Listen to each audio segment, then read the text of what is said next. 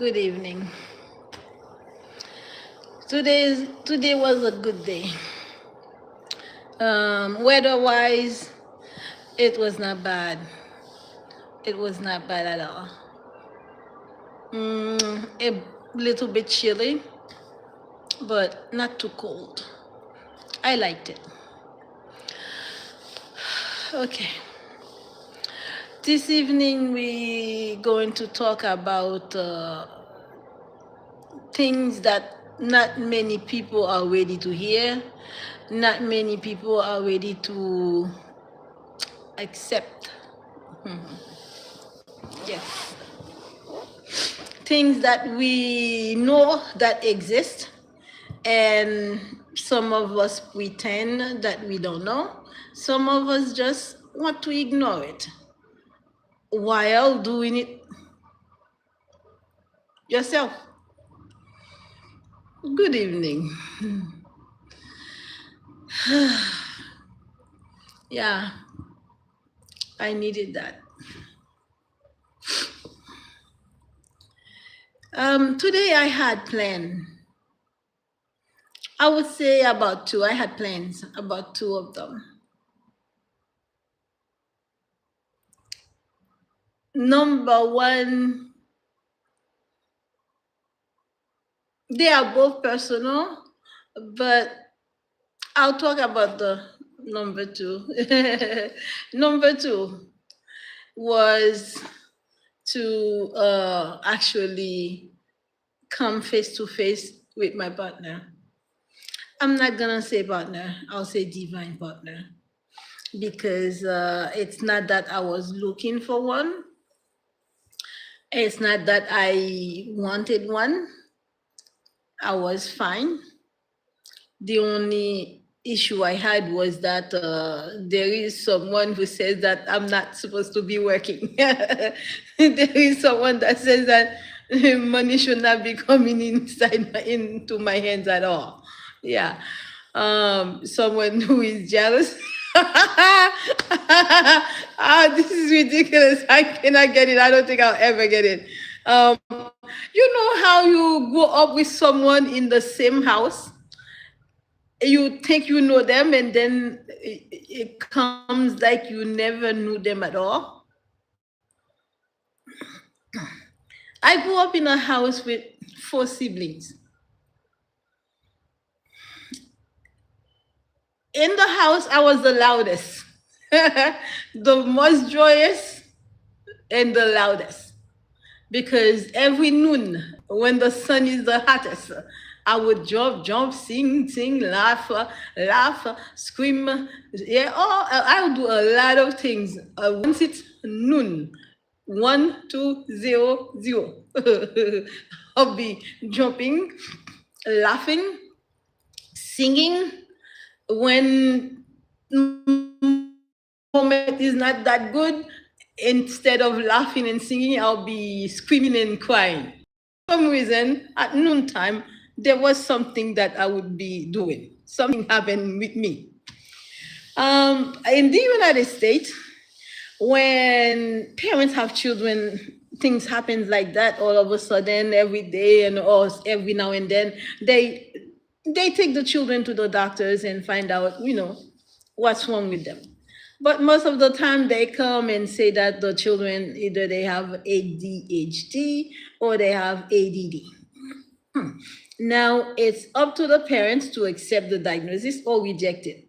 They told me my first child had ADD at first, and then later on said that it was ADHD. I rejected both of them. They gave me medicine and give it to them.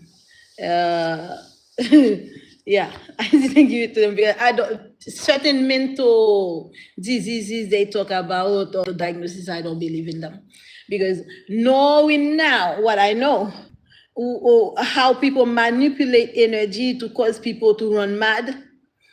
Some of these mental illnesses, I don't believe in them.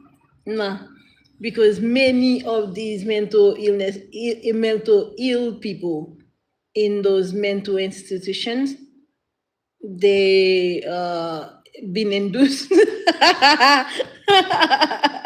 I just have to laugh. I'm sorry, but there is to learn in this video. There is to learn, trust me. And they are all based on experiences and what I have observed. You raised with a family member in the house, but you grow up with them and you witness certain things of them, let's say about almost everything throughout their life, but you think you know them.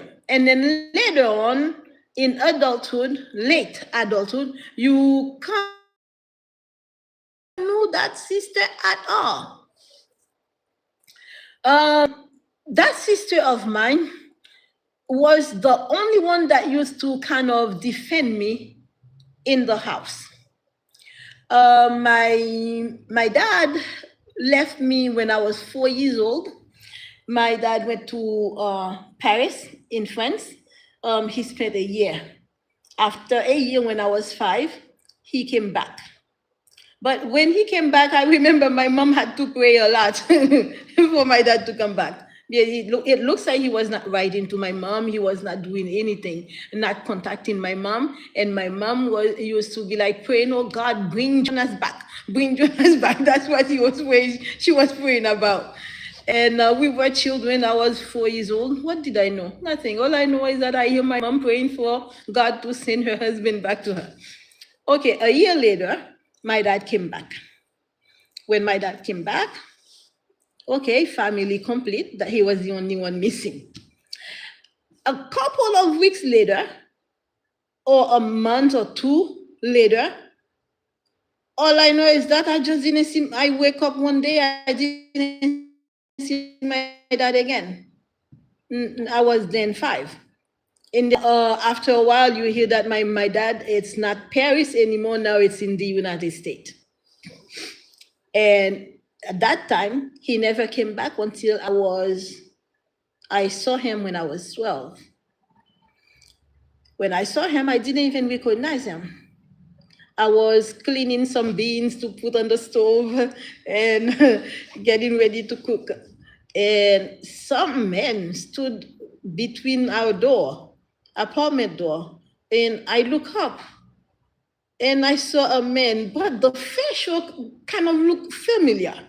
But I just put my head down and, cleaning my beans, continue doing what I was doing. I look up again and I put my head down. He just stood there looking at all 5 of us, and then tears started to come out of his eyes.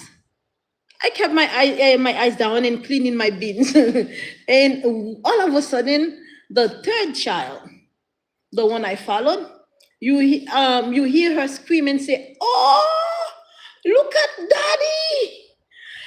And everybody now look up. And then everybody like, "Oh, papa, papa." In my country, we call a dad, we says papa, because we are Francophone. And we saw him crying, and he said that, "Oh, none of my children remembers me." Okay. I'm not gonna sit on that because I wanna come very fast to the point. Those who are saying hello, I am new to live on my Android. I don't know how to use the comments where I can speak to you guys, reply to you. Forgive me. I'll be learning it more and more every time I try to do one live. Forgive me. But please do interact with each other. And if you have questions, you can ask me, and then I will answer back. But while I'm doing the live, I don't know how to use it.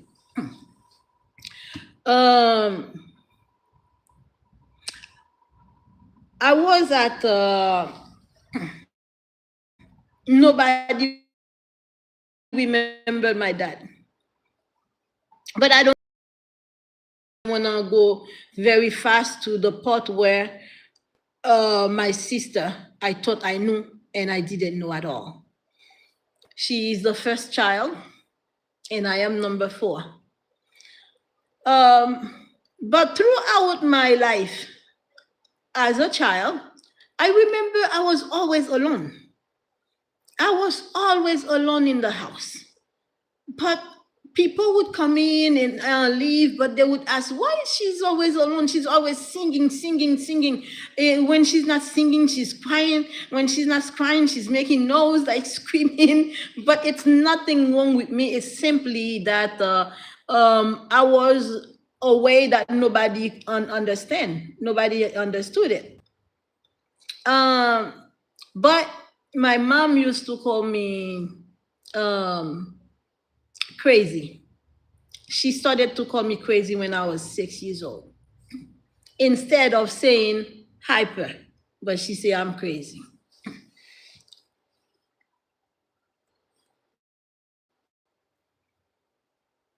At 6 years old, everything in my life started at 6 years old.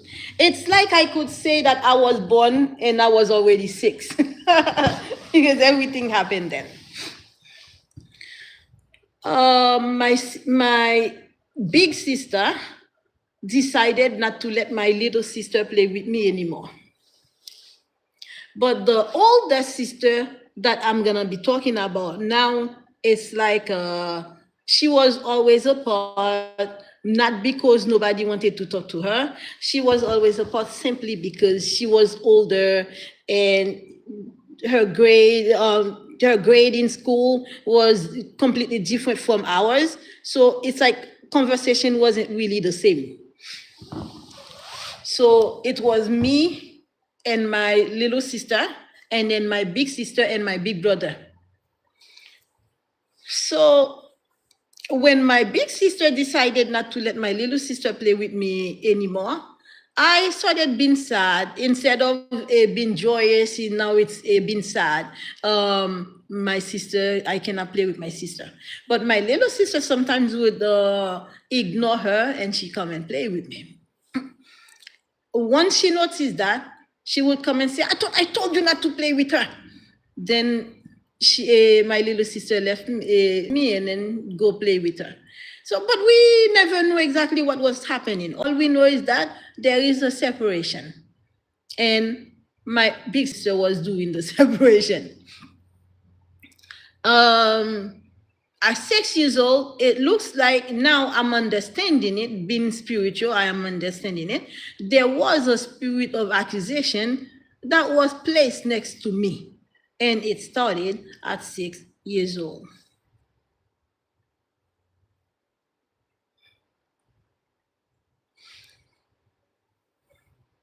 It's always someone calling my mom, complaining about me. And then when my mom called me forward, asking me questions, I'll be like, Mom, I don't know what you are saying. Where did you hear that from? Mom, I don't know. I never saw this person. I have not seen this person all day. Where did you hear that I was with him?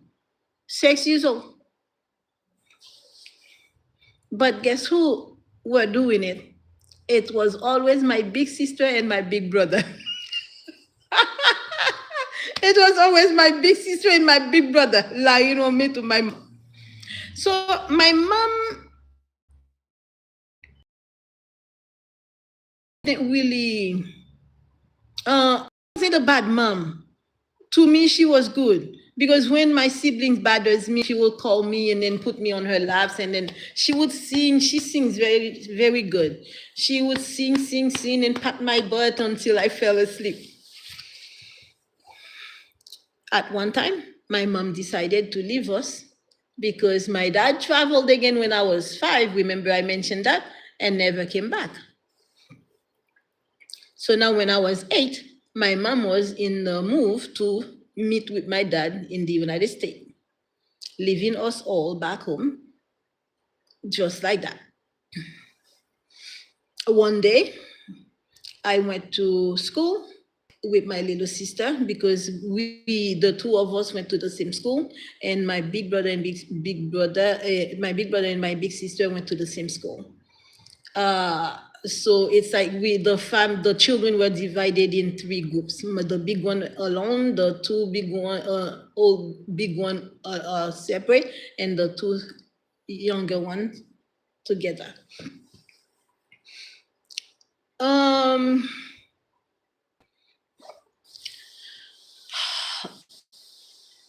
I started to write a book about it. I'm at chapter 16. And for some reason, my laptop started to act up. I couldn't go any further, so I kind of paused it. Since it's been 2 years since I paused it, I need to go back to it. Because when I started to write that book, it was order from God. Tell your story. God asked me to tell my story for some reason, but I stopped doing it for 2 years now. And I do ask God to forgive me for that.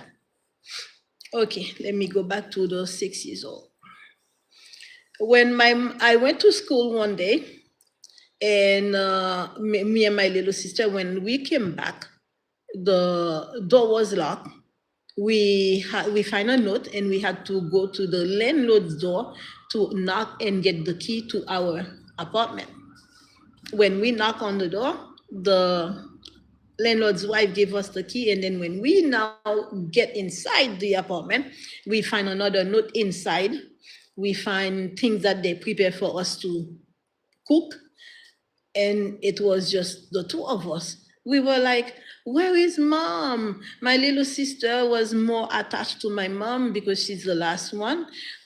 She would be like, where is my mom? Where is mom? And I'm like, don't cry, mom is coming, don't cry. But she was just, even though I am only 1 year older, 1 year older, it was like she's my child. I would carry her on my back to go to school. I would leave my food for her when she's sick because she was bronchitis. She was bronchitic. I would have to bring her my food from school. I don't eat when she's not in school with me. Or when we are at the house when she's sick, I would go and boil tea for her. And once I gave my mom the leaves. I go to the yard myself and I pick up the leaves. I hand them to my mom, and then I say, here, boil for Shelly. And then my mom would boil it, and then she gets healed. We don't know why, we don't know how. All I know is that I'm told ever since I was 4 years old, I'll be going to the yard and pick up leaves and bring and boil for people who are sick, and then they'll be healed. Okay. So it turns out that my mom traveled to the United States, and then she wasn't gonna come back until I was 15. During those years, a lot had happened. A lot had happened. My big brother had broken my left arm when I was 5 years old. I spent about a month, 30 days with the cast in my left arm, which is my right hand, my dominant hand, because that's what I used to do everything with. But no one knows that if that was my big brother who pushed me down in the school, in the church. No one knows. I didn't know until 2011.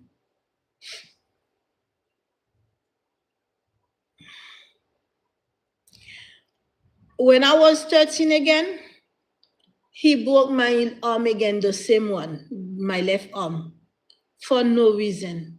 Started to beat me up. It's like I was a punching bag for my big sister and my big brother. My mom wasn't there anymore to protect me. And I was very submissive. Whatever they do, they just do. All I know is that when I have the time for myself, I'll just sit somewhere and cry. I would sing to God. I'll sing to God and cry, sing to God and cry. Now I turned 7. Many other things happen. I cannot explain what they are yet because the age. In real life, when I ended up talking about them, like it's not confession, it's like testimony, people find critiques, people find judgment in them. So there is a time I'll probably mention exactly what had happened. So at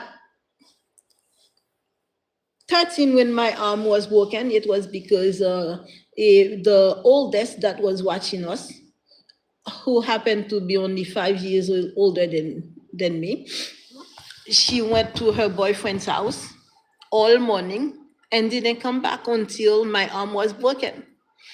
I remember my arm got broken, my left arm got broken the second time when I was 13. It was January 9th, 1988. And I didn't get to go to no doctor until 3 days later, because nobody believed that my arm was broken. On Sunday, it was a Thursday, and on Sunday there was a church woman that we used to go to her house, for certain reason. And for some reason, my sister took us there, me and my little sister. She dressed us up, and then we went there. And her name was Chantal. Chantal used to love us because she used to appreciate my dad a lot. So when she sees us, she kind of, appreciate us too. She approached me and she touched my arm, my left arm. I'm like, and she said, "What's wrong? What happened? What's wrong with your arm?" I said, "My arm is broken and nobody believed me." Oh, she was like, "Excuse me? Your arm is broken, nobody believes you?" And then she called my big sister. She said, "Claire Rose, how come she said that her arm is broken, nobody believed her?"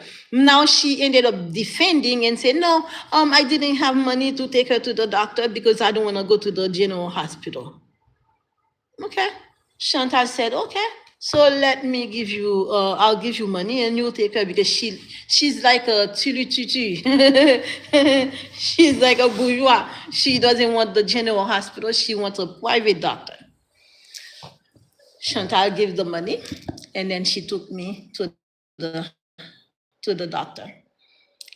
When they sent us for the X-ray, the doctor said that if I had waited one more day, I was gonna have tetanus in the arm and lost it. Okay. They put a cast. Now, a second time, I have cast in my left arm. That's why I ended up writing with my right hand. That's the only thing I do with my right hand, writing. Now, we had to go to what they call a studio where they take pictures. And we had to take a picture of me with the arm for my mom and dad to see. And then we send them to the United States for them to see that proof that my arm was broken, so they can know that we need money for doctor visits.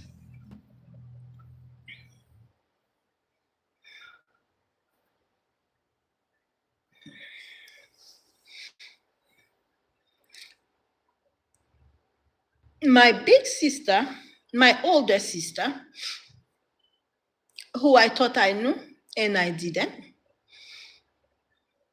was sick often. She had what they call oppression. In my country, they call it oppression, but in the United States, they call it asthma. But her oppression also I believe also come along with some type of crisis that she had, which is seizure. She would bite. She would spend days with her tongue damaged and things like that. We used to have to put a knife or forks in her mouth in order for her not to chew on her tongue anymore.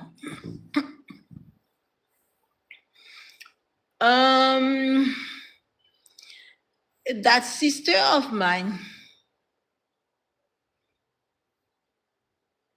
when I was 13, she revealed herself that I was gonna be a big person.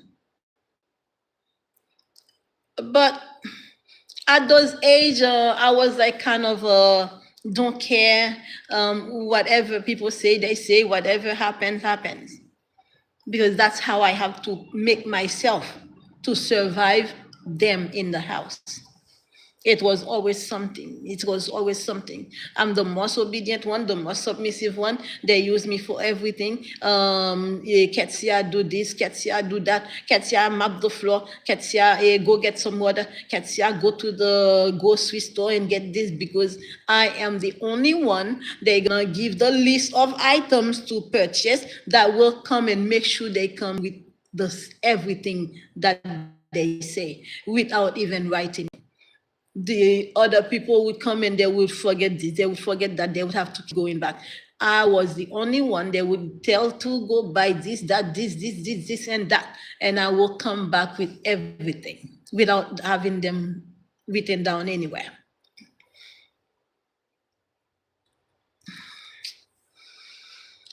Oh, Lord, give me help. I know you tell me to tell my story. This is the first time I'm doing it live. Okay.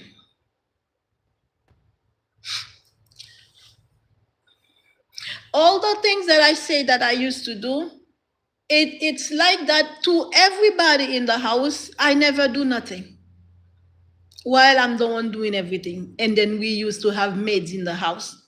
So we have the maid, and I'm doing work with the maid. And guess what happens? The maid always end up liking my little sister more than me. When she gets paid, she give money to my little sister, not me who's helping her.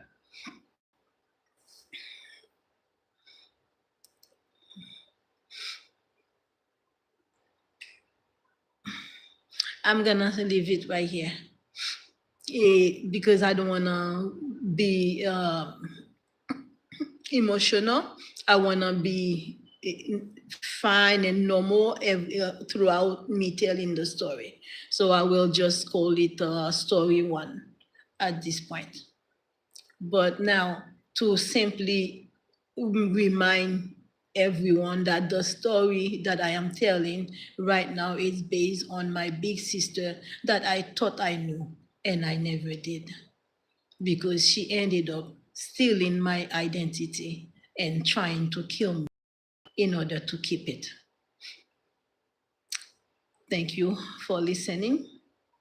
I will be back tomorrow with the second part of it.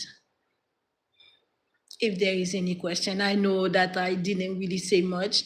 It's tonight, but if the story is you feel interested to the story, leave questions. I will reply to the questions. Thank you so much for your presence. I'll see you tomorrow.